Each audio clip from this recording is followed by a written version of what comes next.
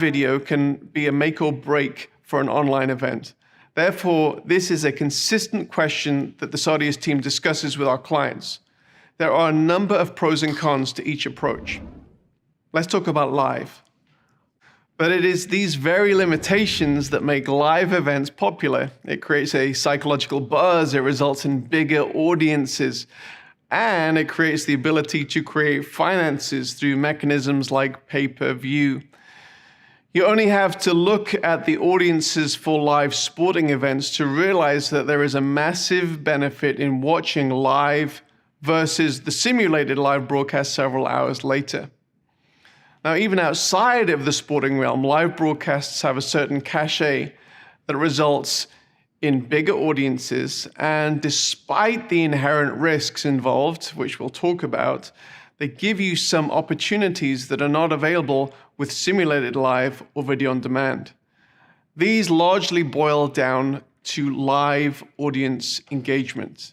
And this includes interaction with questions from the audience who are posting in chat or via video conferencing, the ability to poll or to ask your audience questions and get in-the-moment responses.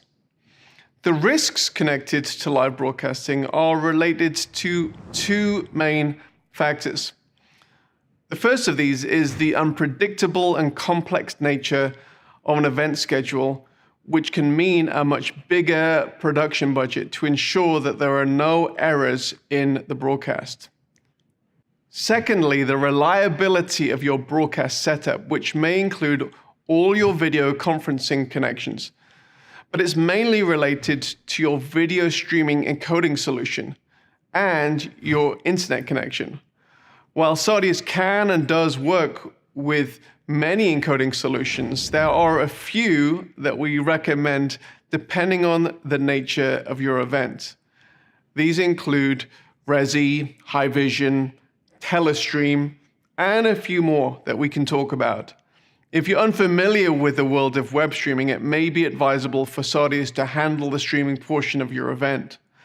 For one-off events, we will typically use Resi as our live streaming partner due to the resilience of their streaming protocol in many event situations. One of the most frustrating possibilities in a live streamed event is the audience having to deal with buffering issues. Mitigating the possibility of buffering is something we advise repeatedly and believe one of the best ways to do this is by using HLS streaming. Simulated live. Despite the cachet that's involved in live streaming, this may not be the right way for you to go for a number of reasons.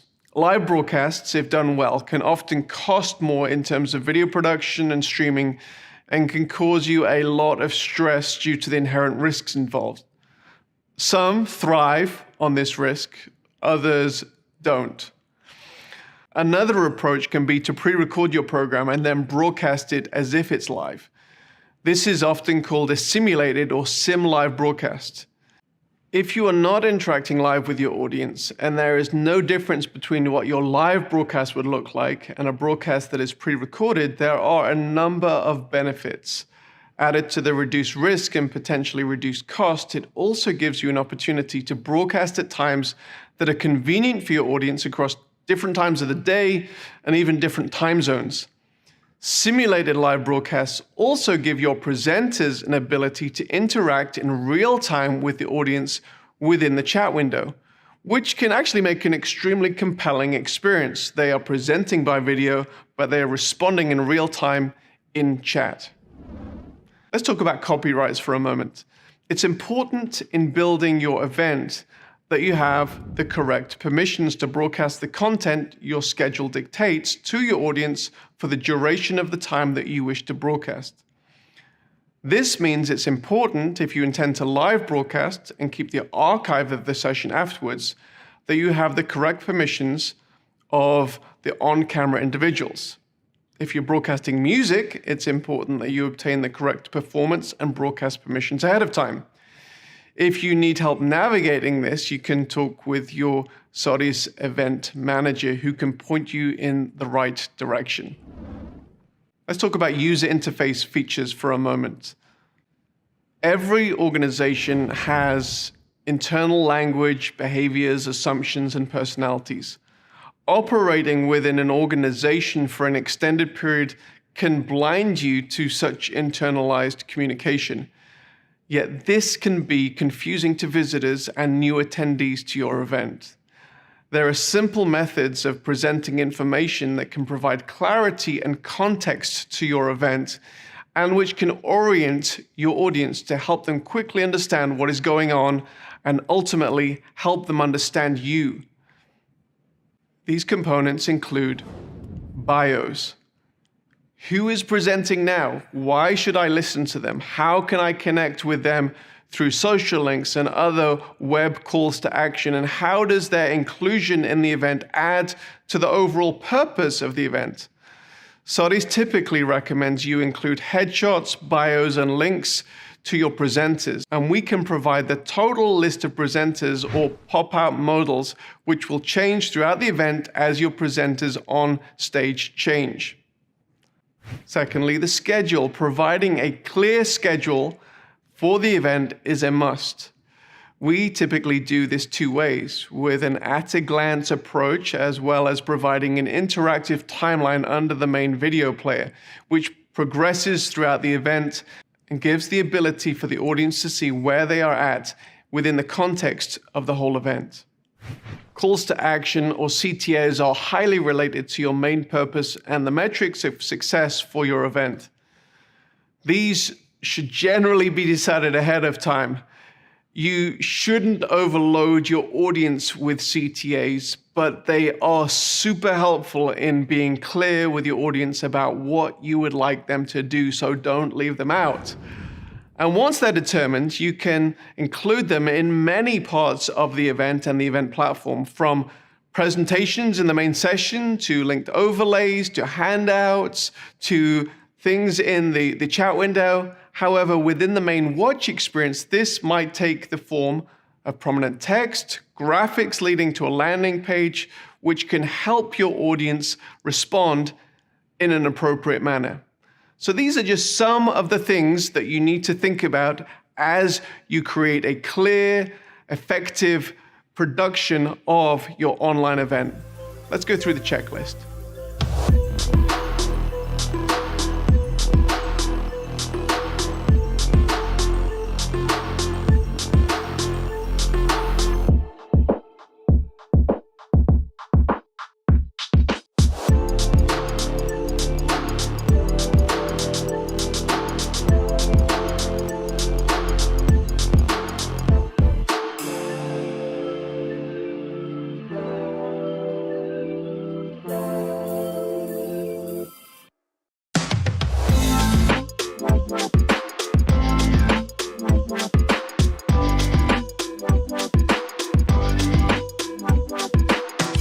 In this session, we want to take some time to discover how you can get your audience involved in the event.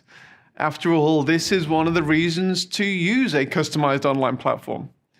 Providing customized communication opportunities throughout the event, both from you to the attendees, between the attendees, and from the attendees back to you, is highly desirable to keep audience engagement high and for everyone to achieve the objectives they have throughout the event.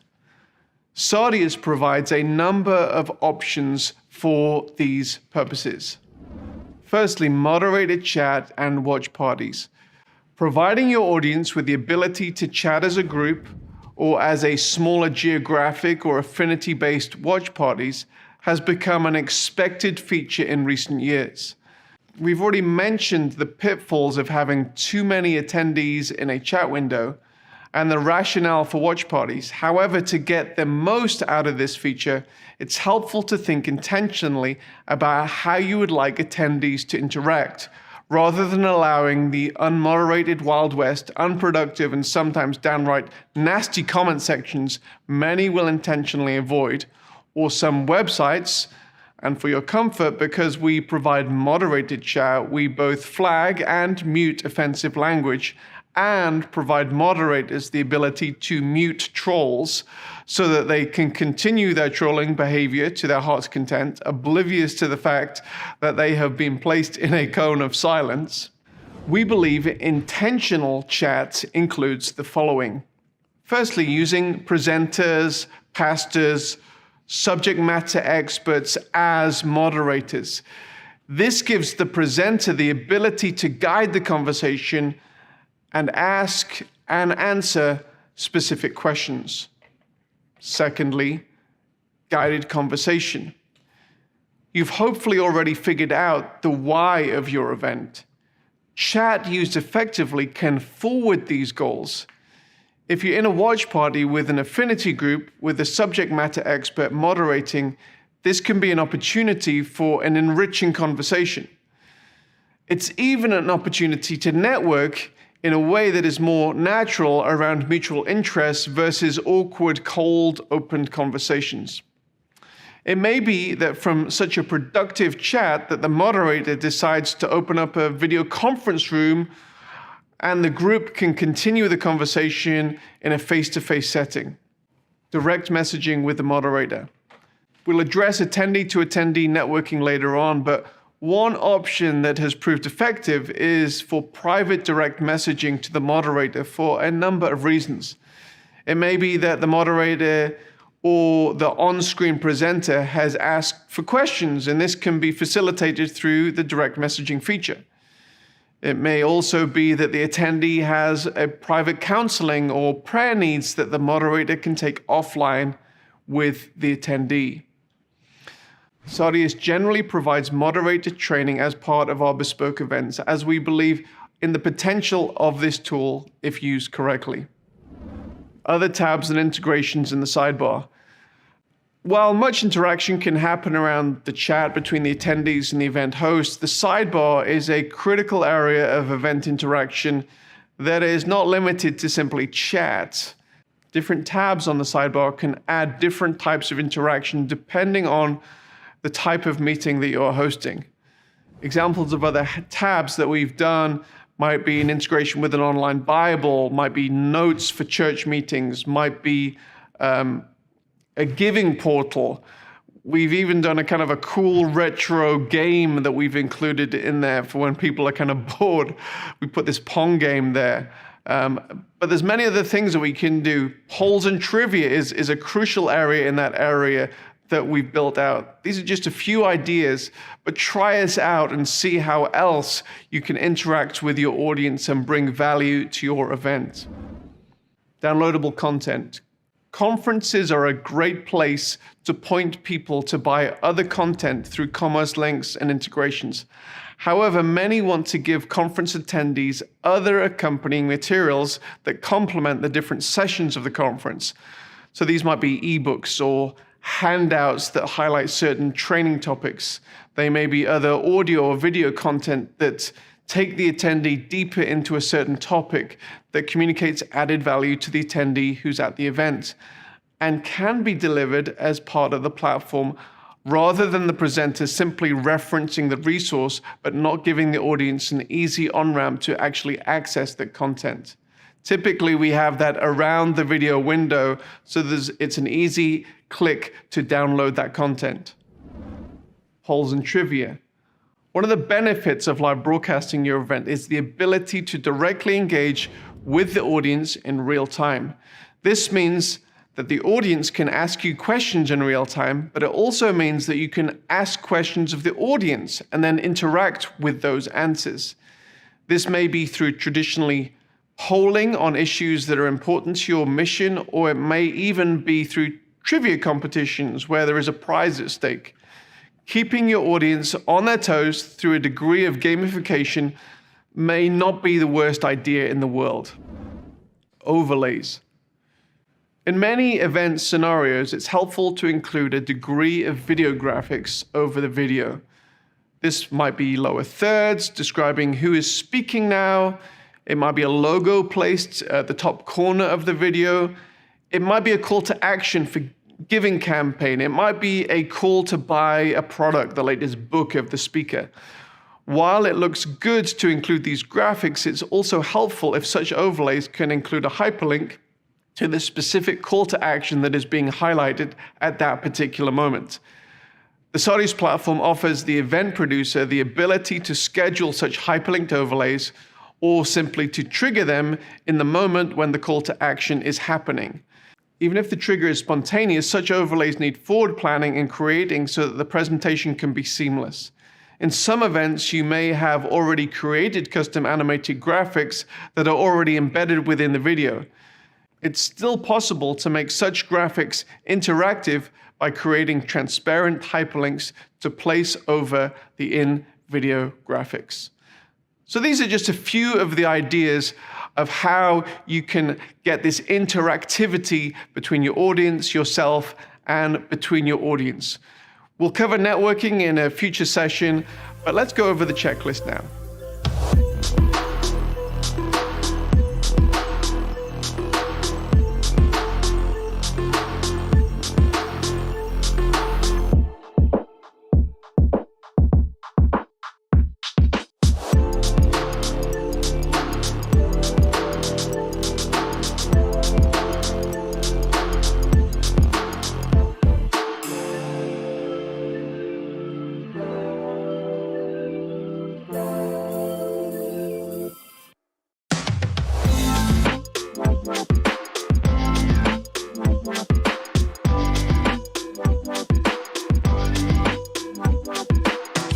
Up to this point, we have envisaged either an entirely on-site, an entirely online, or a hybrid event.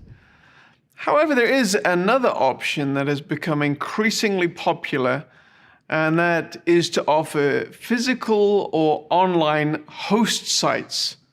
What's a host site? A host site may be a home, a church, an office, or any other location where attendees can gather in smaller groups to participate in the event. Providing an excellent host site experience, like every other component of a world-changing event, needs intentionality. We will leave the hospitality and the in-person network elements to one side for now, and focus on the broadcast and the online components. The first thing that is important to ensure at your host site is that you have good video and audio quality. This might be as simple as casting the video player onto a large TV screen in a home or an office. If you are projecting onto screens in a larger church building, let's say, it is advisable to ensure the picture quality is good enough and that the audio and the video are correctly synced before the event. At Sardius, we typically advise all attendees to log into the event maybe 15 or 30 minutes before the event to ensure that there are no issues with your device, keeping in mind that many problems faced online are solved by simply rebooting the device. It's advisable to allow time if this is needed. However, with larger host sites, we typically advise that it is good practice to do a host site test to iron out any technical niggles should they exist. Let's talk for a moment about the second screen experience which Sardius provides. With screencasting becoming an increasingly popular way of engaging with an event, especially within a host site context, the question is then asked how members of the host site can engage in some of the context-giving and interactive features of the online event, such as how attendees can find out details of who is presenting now, what is coming up, or how the host site audience can engage in chat or ask questions or respond to polls or trivia questions. The solution to this challenge has been the creation of a second event experience, which simply includes those interactive features and is built primarily for the mobile device. This can be used in host site situations as well as actually on-site in a physical in-person event, and gives you as the event producer the added benefit of obtaining better quality analytics from the event than simply receiving that one IP address which is casting on the big screen. Now you have all of the participants participating and you can get all of that data. Reaching a global audience, time zones and language. During the COVID-19 lockdown, many people have longed for the return of in-person events. There are certainly many benefits to being in the same physical location as other attendees. However, there are similarly a number of benefits that cannot be achieved with an in-person event. We've already addressed the ability for presenters to join the event from all around the world. And this global nature also applies to opportunities related to broadcasting of the event. If a hybrid event is taking place in, say, California, there would previously have been an expectation that if someone in Europe wished to join with that live event at 7 p.m., say in Los Angeles, they would have to be watching at 3 a.m. in London. Ugh. However, if your event has a sizable global audience, or if one of your metrics is to increase the number of global attendees, there are a number of adjustments you can effect to make the event more accessible to these global attendees. Number one, translate the broadcast. This can be done as an alternate audio stream or with closed captions. Secondly, translate the whole experience. This entire event experience can be translated into target languages. Not just the broadcast, but everything around it is translated into the target language. Thirdly, adjust the timing of the event. With the advent of SimLive, it's absolutely possible to host the event in the desired time zone of a targeted global audience. So you may have it at 7 p.m. in Los Angeles, but you can also have another experience in London and another experience in Seoul, South Korea. So those are just a few of the things that you can do to engage your global audience and for you to think intentionally about how you can engage not only an American audience, but a European audience and an Asian audience.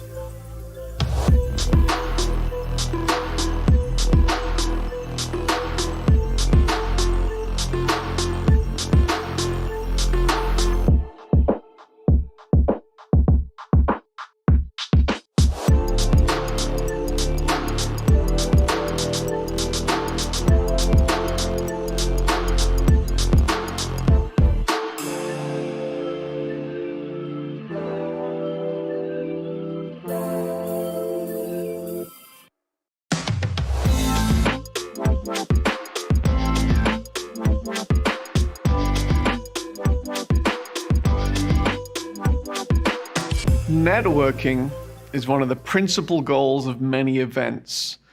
The question of how you can effectively connect with the right people at the right time is something that Sardius is trying to perfect on an ongoing basis. There are often a number of motivations that attendees have in coming to events. For some who are power networkers, they are often there essentially to sell, whether it's themselves, their products, or even their ideas. For others, they are on a discovery mission to find the best solutions to their challenges. Some are highly motivated to meet with the people they need to meet with, and others want to simply lurk and not network at all. Satisfying the needs of all types can be a challenge. There are a number of solutions out there that provide a serendipitous type of networking that you may have at a physical event. We believe networking and the ability to exchange online business cards doesn't have to be this hit or miss experience and can be more intentional than that which can be found in in-person events.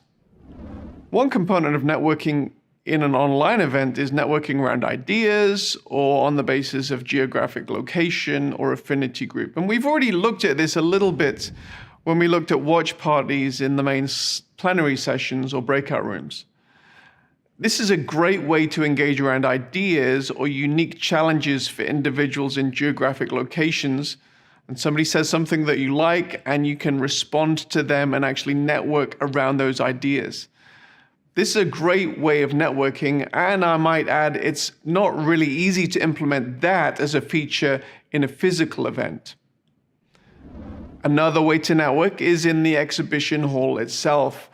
The exhibition hall is known by various names: Expo, Sponsor Hall, Resource Center. This is a component of an event that can provide a main funding mechanism for the event producer. And in much the same way as a physical exhibition does, In the virtual experience that the Saudius platform provides, sponsors have the opportunity to upload promotional videos and other materials that they would often have at a physical booth, as well as including links to other online resources. The chat window on the sponsor page allows for general discussion and networking around the services that the sponsor offers in real time. And then people can go on to have further one-on-one video conversation. For further, more direct, intimate conversation, people can go into a chat room and talk one-on-one. So that's pretty much all there is for this section. So let's go through our checklist.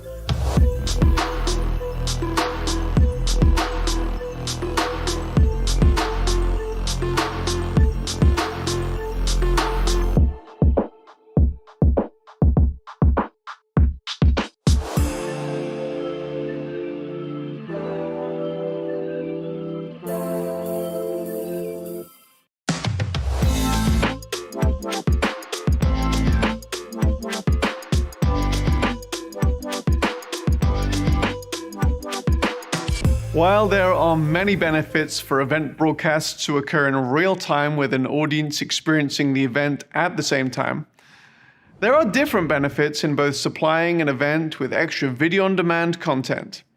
This may be extra content that you build into the event intentionally from the outset of the event, maybe content related to the main sessions and breakouts, and maybe related to different audience segments. Or it may be the post-event video on-demand content. It's helpful for you to give some thought regarding how you would like the event to look after the live portion of the event is over. The immediate purpose for video on-demand content is as a catch-up service so that your attendees don't miss the content that has just occurred. This may be through including a basic DVR functionality on the live player, or having video-on-demand archives available to access immediately after the session. For catch-up purposes, you will often find that people will access this archive content close to the event. However, this demand will often gradually tail off. While you can archive your content by event session 1, 2, 3, 4, if your event has a strong speaker lineup and subject flow, it may be wise to include video archives that can be organized by speaker, by topic, or by any other genre of metadata that you've selected. Our experience shows that even old archival content can be resurrected with new demand if placed in the right setting. If building a strong post-archive experience is something you want to achieve, it's important that when you're planning for the event, you ask the basic permissions that are needed for this to happen. On the Saudius platform, we will help you create what we call the quote-unquote post-event, which is what the event will look like to the event audience or any other audience who subsequently signs up to the event after it is finished. With this being the case, it's important to finish the event strongly and provide thought as to how you can maximize the benefit of the experience. Unlike an exclusively on-site, in-person event, a virtual event gives you the opportunity to create a more curated, ongoing experience for a much longer time after the actual live event has finished. Determining the right analytics. Now, this little part of our guide could have been placed near the beginning, as it goes hand in hand with determining your metrics of success. However, it is also typically the last part of the event. It's important with any event that you look back retrospectively and determine your successes and your failures, the areas that can be improved and the areas that need to be dispensed with in the future. With online events, it is in some ways easier to determine the level of engagement in each component of the event, as you have the ability to quantify to some degree how your audience engaged with each video and part of the event. There are a number of ways that Saudius sets up analytics. However, as with many aspects of the world-changing event, how you set up analytics is determined in many ways by what you need to see to establish whether the event has been successful. The analytics we receive are based on, firstly, player statistics. The built-in statistic engine on the Sardius platform is focused on stats around the video players in your event. This means that there are many and varied analytics around the demographics of who watched your video content, where they watched it from, on what device they watched it on, how long they watched it for, which content they skipped, and which they engaged in. In addition to those video player analytics, you can also get page analytics. We also have this ability to apply your Google Analytics account to different components of the event. This also includes your sponsor's ability to include their Google Analytics account on their sponsor experience, which gives you the ability to track page views versus player views. This can give you the ability to track how many individuals click through on certain calls to action. And some of these calls to action may be key to your key metrics in the event. Ultimately, there's no silver bullet to ensure without a shadow of a doubt that your event will be successful. There's inherent risk involved in pretty much everything in life. However, if you follow the steps outlined in this guide, you have a much greater chance of not only knowing what you want to achieve, but actually achieving it. Obviously, as the size and the complexity of your event grows, the checklists of tasks to complete the event successfully will grow. If you're already a Sardius client, our event management team is waiting to get into those many lists of tasks that have to be completed so that you will have a world-changing event.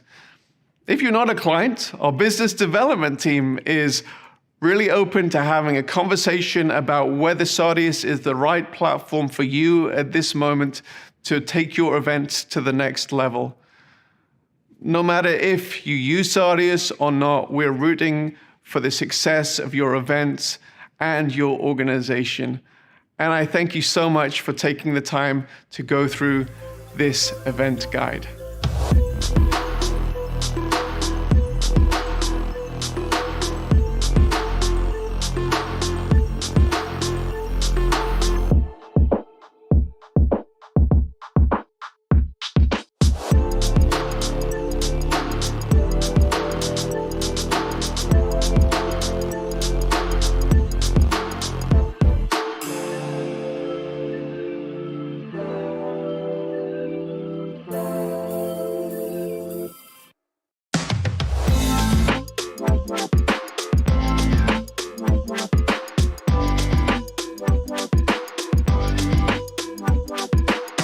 There's a reason why the framers of the US Constitution included the right of the people to peaceably assemble in the First Amendment. The reason is that history changes when people gather and exchange ideas. Be it the early church who gathered 2,000 years ago to the recent gatherings of the Arab Spring. Countries change, companies change, and individuals change when people gather, often providing the high watermarks of our lives. Just think about it. My bet is that your life has been changed by an event where people gathered, you exchanged ideas, and your life changed as a result. Well, hi, I'm Jono Hall. I'm with Sardius Media, and I want to take you on a journey over these next few videos to help you ask the right questions about your proposed event and ultimately get you the right answers. As you consider your upcoming event, you may not be thinking of an outcome as earth-shattering as those historical events I just mentioned. After all, you may only be planning your quarterly leadership gathering of your organization, the annual get-together. However, if you really want to achieve the change you so dearly would love to see in your organization or movement, perhaps the event you are planning can create the momentum that you so desperately need. You just need to be intentional about it, and that is what these videos and this guide is all about. Now, of course, I'm representing Sardius Media, and in these videos, it's a given that we're going to be leaning pretty heavily in the direction of what makes a great online event. However, I'm hopeful that the journey we go on will be helpful no matter what type of event you're putting on. The questions we ask throughout these videos will hopefully lead you to clarity regarding what you want to achieve and how you can achieve it. We'll move from one video to the next, from big picture questions to the more technical online aspects of your event. We're rooting for your event success and hope that the following video and guide will help you navigate these waters. I'm looking forward to our time together. Let's get into it.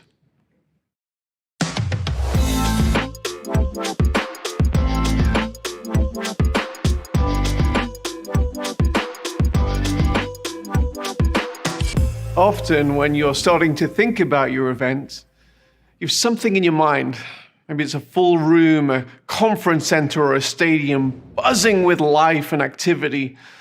And immediately, what typically happens is you go into planning mode to see how you can achieve that goal. But I want to encourage you to go back just a little bit further before we begin the planning phase and ask some more existential questions. So number one, I want to figure out your why. Whether you're having an in-person event or an online event, one of the first things you need to determine is what exactly the metrics of your success are in the event. These metrics are not primarily related to the number of people attending the event, although getting a big crowd may certainly be connected to your metrics. If you're hosting a product or a service launch, your ultimate goal will be related to the sales that are derived from this event. The amount of people who attend the event may therefore be a key indicator of success, but getting the wrong crowd that results in very few sales may lead you to adjust your strategy later on. In this regard, just getting the big crowd might make you feel good in the moment, but it would be more helpful for your team to talk about the real metric of sales and plan towards that particular goal. Now, if your goal is to communicate your vision to your super fans, your radical core audience, having a huge crowd with hundreds of thousands of people may surprisingly actually work against your main metric if your audience wants to be addressed as if they are the only one that matters. Including them just as one of the many thousands of the audience may be a bad idea. So I want you to think deeply about the metric of success, whether it's online or in person, and work with your team to achieve that particular goal. Now, let's translate some of these thoughts to putting on an online event. Now, in the TV industry, getting the eyeballs is a key indicator of success. Large numbers are also attractive to online broadcasters as they can result in advertising revenue. The strategy for engaging your audience online may be the same, simply gathering a big crowd. And if a simple big crowd is the objective, then maybe the right strategy is simply to go out on all the platforms like YouTube and Facebook. But if you're really honest with yourself and think about it, your goal is probably more than simply the eyeballs. And so when you think about it, there are some limitations to that strategy. Maybe you don't want to simply give away all your audience's data to those particular social media platforms. Maybe you want to serve them yourself. And that's why we're seeing the emergence of many OTT media platforms.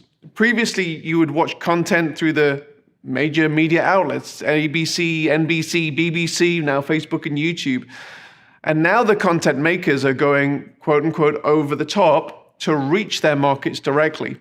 Think about Disney Plus, Discovery Plus, and the multitude of other niche brand video channels who are engaging their core audience directly.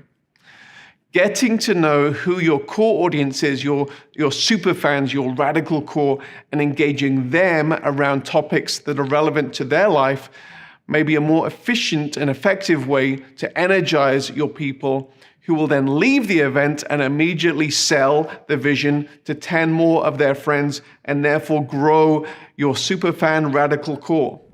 Now, choosing the right type of event is important. There are different types of people, there are different types of objectives, there are different types of events. It's important to understand the difference between meetings. In some meetings, you need to achieve deep collaboration between attendees, while other gatherings are about gathering as many people as you can to mobilize them behind a specific vision. Sometimes you need an intimate fundraising banquet, and other times it's a rock concert that you're after. There's no right type of event which is better than another, but it is important to recognize what you're trying to achieve and choose the right medium to communicate exactly what you need to. Now, there generally is a right type of event for what your present needs are, and you shouldn't spend a whole bunch of time and money and then later on realize that you've made a poor choice to achieve the desired goals. And so that is why I want to encourage you to be intentional in figuring out the right medium. The rationale and motivation for an online event is just as important as the rationale and motivation for an in-person physical event. There's not one type of online event that you have to go down. It's often possible to mimic the aspects of a physical in-person event when you're having an online equivalency. However, it's important to recognize the differences between online and in-person events. Simply being online means you are communicating in another medium, and while this offers many benefits over in-person events, there are similarly many elements that cannot and shouldn't be reproduced. Online communication is better for intense, effective, focused, interactive information sharing, as well as focused networking, one-on-one meetings. While physical events can be much better for creating space and time, more serendipitous networking, having meals, coffees, and walks. Similarly, you will never experience the intense, ear-bleeding, emotionally high experience of being in a mosh pit at a concert online. However, you can experience a perhaps more intimate, artistic experience through a broadcast feed. It's also important that you think in a correct manner about your financial budget. It is so possible for you to lose a significant amount of money in organizing a large-scale event. However, it is important also for you to consider the financial aspects in the right way. As with many endeavors in life, it's also important not to underestimate the potential financial benefits and use false economy in planning your event. Many of the components of a successful event will involve spending, and this includes your stage lineup, your production budget, or broadcast distribution budget. Often your event will only be as strong as the weakest link. For example, you may decide to go big on funding a high-end speaker or band and then skimp on the production budget. In most scenarios, this would be a bad decision. And the same is true for online delivery of your event. There are some amazing solutions being offered on the market at the moment, and it's important that you don't skimp on providing an amazing experience for your audience. Now, we have advised many event coordinators who are hosting large events, and often the first component that is considered is the lineup of presenters on stage.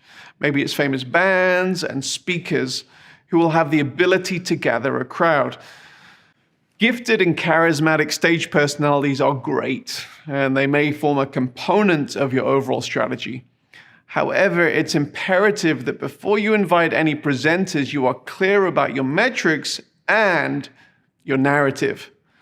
Now, the narrative is the story behind your event, the reason why your audience will want to attend your event rather than the other events where the same speakers and the bands will be attending. Discovering your narrative is typically a process which begins with discovering your why in hosting the event and the why your attendees have for attending. Now, following tried and trusted methods of storytelling and communicating your narrative is helpful for both in-person and for online events. Thinking of your potential attendees as the hero of the story that you are inviting them into, and with you as the trusted guide, is ultimately helpful to all parties, and the vision which you would like to invite the attendees into. It may be that you're giving your audience a unique experience and opportunity to get involved in the most life-changing movement. And if that is true, you need to recognize and find ways to communicate that vision that involves your audience. This narrative must be communicated through your event brand guide and your written and video communication as you promote your event. Now, while this is true of all events, it is helpful not to miss this element when it comes to planning your online event, and consider the unique online methods to respond to this narrative. Determining your stage lineup. Who can communicate your goals most effectively in spoken, written, or musical form? Often the impetus, even the existence of an event, comes from the lineup of speakers, subject matter experts, influencers, and musical artists. While this may be the main hook to gather a big audience, the simple ability to gather an attractional stage lineup should not determine your event. The why and the narrative should always come first. Individuals or groups who present or perform from your stage need to serve that particular vision and narrative.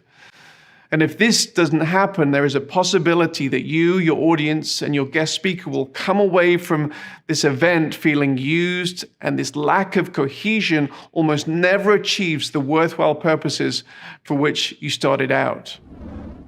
Now, when considering either a hybrid or a completely online event, it's important to consider the different mediums of communication you're employing.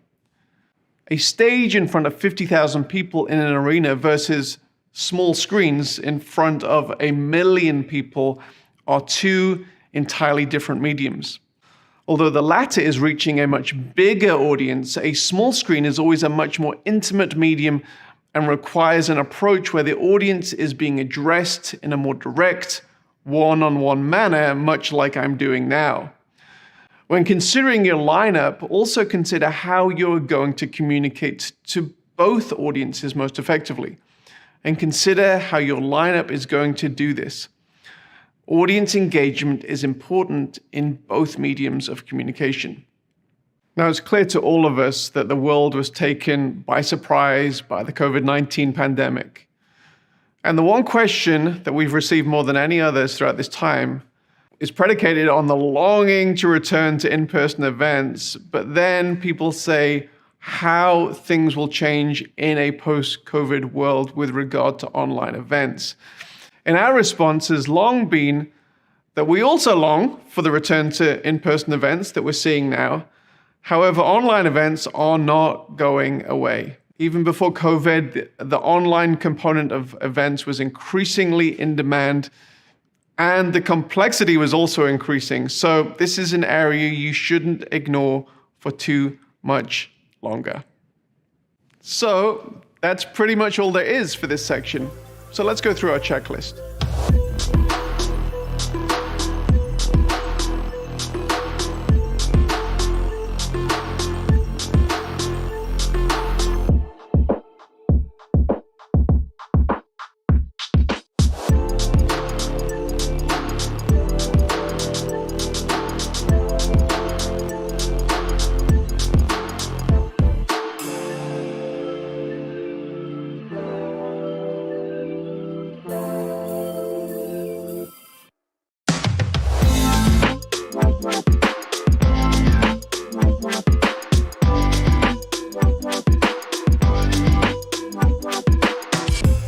So, you figured out the reasons why you're doing your event. The next thing you need to figure out is how to communicate what you're doing to your intended audience to ensure the right people are at your event. Although this is a little bit of a simplistic take, the human dynamics of any event remain pretty consistent, whether you're a nervous high schooler wanting to pull off the student event of the century, or gathering 80,000 into a football stadium, or hosting an online event of any size. It really is true if you get that school quarterback and cheerleader and their buddies, people start paying attention no matter what demographic you're trying to reach. The quarterback may be different for different audiences, and you may have to be ready to communicate these nuances in language that your particular audience understands and connects with. But outside of these communication differences, other dynamics are actually often the same. The bottom line is that getting people to an event typically revolves around a number of rather similar factors. So let's consider the reasons why people register, buy tickets, and eventually attend an event. And these things are things that you need to consider in your networking and marketing as you prepare for your event. Number one, people will come to see a VIP, a favorite musical act, an influencer, a subject matter expert. That stage lineup is important. Number two, people come to learn. They're going to be equipped at your event. Number three, often people will register to create memories and experience a unique moment of high emotion. That might be a rock band. Number four, for the networking opportunities, often at expo events. Number five, to support a cause. Number six, to be at the event of your tribe, your affinity group, the annual get-together. Number seven, because friends and colleagues are going to the event and people want to be there and belong to the group. Number eight, people go to be inspired and get a kickstart, a kick up the backside in a particular area. And number nine, people go to be entertained. Often the reasons why people eventually attend are a combination of a number of these factors, and even more mundane reasons can just nudge a person over that finish line into actually buying a ticket. Now, we've talked about marketing, and it may start with emotion, narrative, and vision, and these are all great things, but the mechanics of getting the right amount of people to your event are just that. Mechanics. And after a number of events, you will typically be able to estimate the percentage of people who will show up when comparing that to the number of people who have registered. So if you have a free event, it might be, we typically get 50 to 60 people, 60% of people who register who actually attend. Or if you have a paid event, it might be 85 to 95% of people. Also, the same dynamics of giving attendees a nudge to register with tools like giving a price break for early bird purchases, maybe a coupon code or an opportunity to be part of an exclusive component of the event, like a VIP group.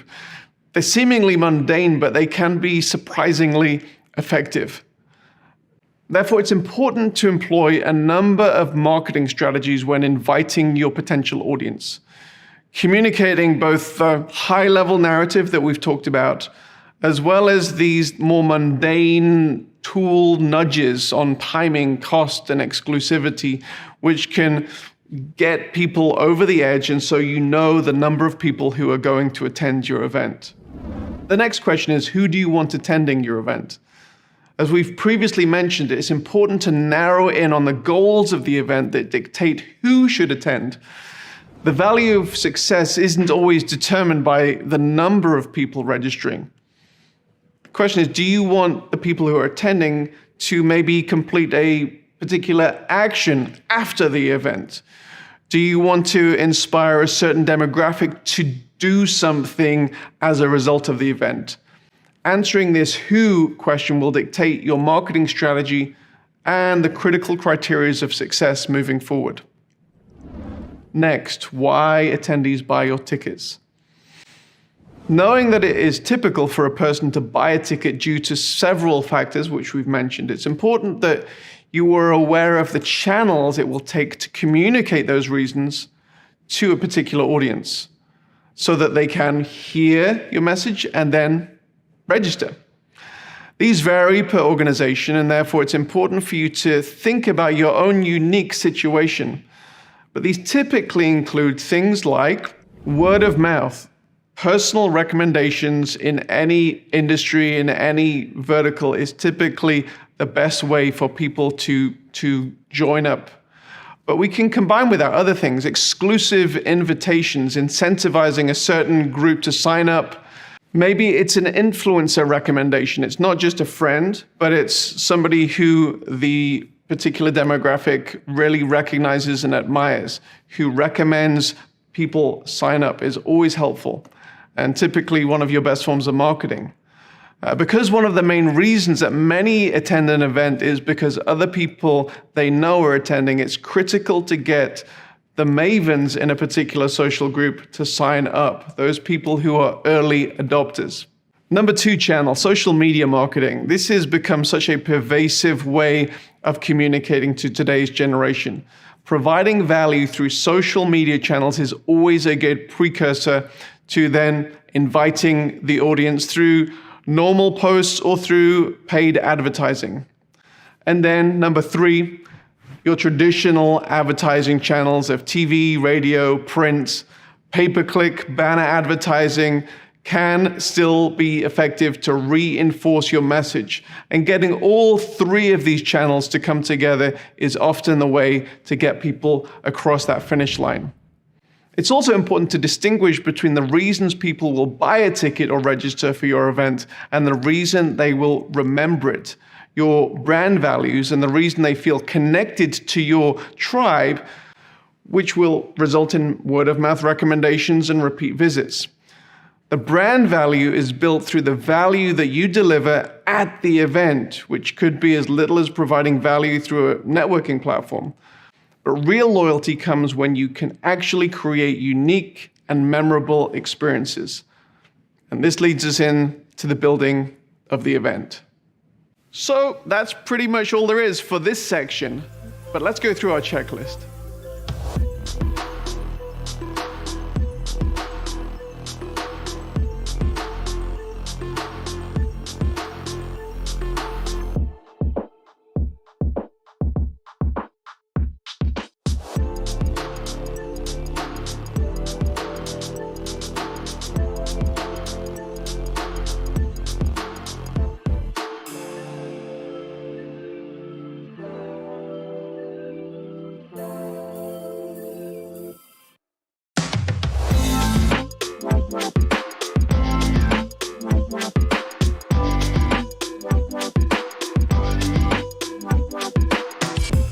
So we've thought about the why of your event. We've thought about who your main audience is and how you will communicate to them about attending. Now we need to get into the meat of planning your event. And the first part now is determining when the event should take place and how long it should last. Now, event producers who are familiar with the cadence of an in-person physical event are often curious and ask us whether there are similar optimal times and durations for online events. There's no exact science in answering this question. However, there are some guiding principles which must be considered. In-person events will often require an attendee to take time out from their usual schedule. It might include travel and booking accommodation, and if this is the case for a significant portion of your audience, then it's often wise to make the hassle involved in travel and staying away from home worth it.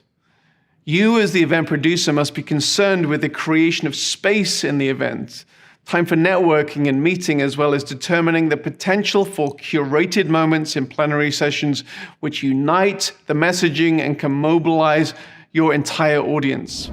Now, hybrid events, online and in person, typically have the same considerations as in-person events, as it mirrors the in-person event experience. Now, it often comes as a surprise to first-time hybrid event producers that the people attending the online portion of the event are actually physically present at the event. They may have other commitments, or they may be in a hotel room, and they don't want to miss out on certain parts of the event. It may be that they missed a plenary session because of an offline meeting, and they are catching up with the flow of the event. The bottom line with hybrid events is that you should simply mirror the in-person schedule. Exclusively online events may be treated slightly differently. Since they don't require attendees to take time off work, one more significant consideration is that attendees may only be joining outside of work hours, unless, of course, you're hosting a work event, in which case holding it within typical working hours becomes optimal. Many in-person expo-type events have very little main stage time, and spread the event over a number of days so that attendees can network, have offline business meetings, grab a coffee or lunch together. These same components are not all present with online events. The event isn't constrained by a physical place, and therefore the times when aspects of the event happen will differ. It's important that you give thoughts to when your main plenaries in a virtual event happen for this very reason. If you typically have longer, more drawn-out plenaries, you may think about condensing your main program slightly time-wise. I might add that it's important not to swing the pendulum too far in the other direction. It's not unusual for our project managers to advise clients on the need to actually include breaks in their schedule when they have multiple back-to-back one-hour sessions. In addition, while you can't grab lunch with someone online, there are still numerous networking tools that should be factored in your event. Maybe give thought to how your event can be more than a simple one-way broadcast. The question remains, when should you schedule certain components within maybe a multi-day event? Now, there are no hard and fast rules. You know your audience, and we can have constructive conversation about that. But we typically see a few general rules that are different than in person. We often see spikes at the beginning of an online event in a much greater way than we would in an in-person where people may arrive late. And then, as with in-person events,